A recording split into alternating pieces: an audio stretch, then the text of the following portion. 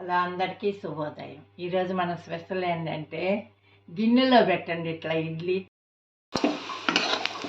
ఉల్లిపాయలు, పచ్చిమిరపకాయలు, కరివేపాకు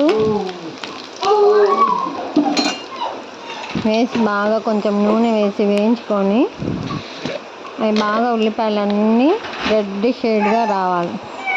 చిటికెడు పసుపు, సరిపడగా కొంచెం హాఫ్ స్పూన్ ఉప్పు, కారం కొంచెం వేసుకొని దాన్ని బాగా కొంచెం కలిపి దీంట్లో ఉల్లిపాయ, బాగా కరగాలి. కరివేపాకు, ఉప్పు, కారం బాగా కలబెట్టుకున్నాక చిటికెడు వేసుకొని దాంట్లో కొంచెం సరిపడా రైస్ వేసుకుంటే అసలు మీకు కర్రీస్తో కూడా అవసరం లేకుండా కడుపు నిండా తినేసేయచ్చు. చాలా బాగుంటుందంట.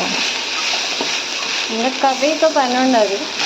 చాలా చాలా టేస్టీగా ఉంటుంది. ఒకసారి ట్రై చేసి చూడండి.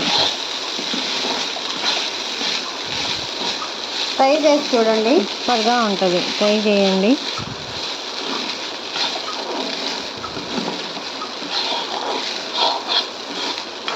తిని చూసినాక మంచి టేస్ట్ చెప్పండి నాకు.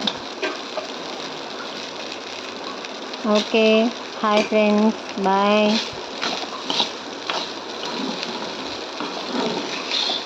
ఇంకా ఇప్పుడు ఇది తినేసేయాలి.